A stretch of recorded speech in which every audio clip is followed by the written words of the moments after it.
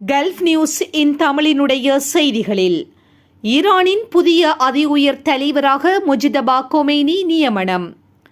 ஈரானின் மறைந்த அதி உயர் தலைவர் ஆயத்துல்லா அலி கொமைனியின் இடத்திற்கு அவரது இரண்டாவது புதல்வரான 56 வயதுடைய முஜ்தபா கொமைனி புதிய அதி உயர் தலைவராக உத்தியோகபூர்வமாக தேர்ந்தெடுக்கப்பட்டுள்ளார்.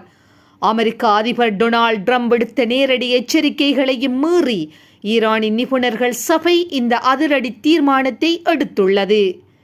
மேலும் எதிரிகளின் நேரடி அச்சுறுத்தல்கள் மற்றும் நிபுணர்கள் சபையின் அலுவலகங்கள் மீது நடத்தப்பட்ட குண்டுவீச்சுகளுக்கு மத்தியிலும் இஸ்லாமிய கட்டமைப்பை பாதுகாப்பதற்காக எவ்வித தாமதமும் இன்றி புதிய தலைவரை தேர்ந்தெடுத்துள்ளோம் என ஈரானிய அரசு தொலைக்காட்சியில் விடுக்கப்பட்ட விசேட அறிவிப்பில் நிபுணர்கள் சபை தெரிவித்துள்ளது.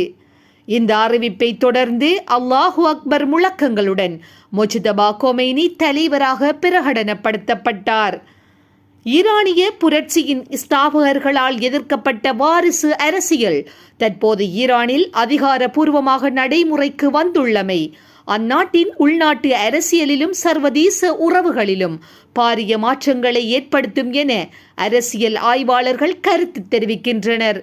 இதுபோன்ற செய்திகளை உடனுக்குடன் துல்லியமாக நீங்கள் அறிந்து கொள்ள கல்ஃப் நியூஸ் இன் தமிழினை சப்ஸ்கிரைப் செய்வதினூடாக அறிந்து கொள்ள முடியும்.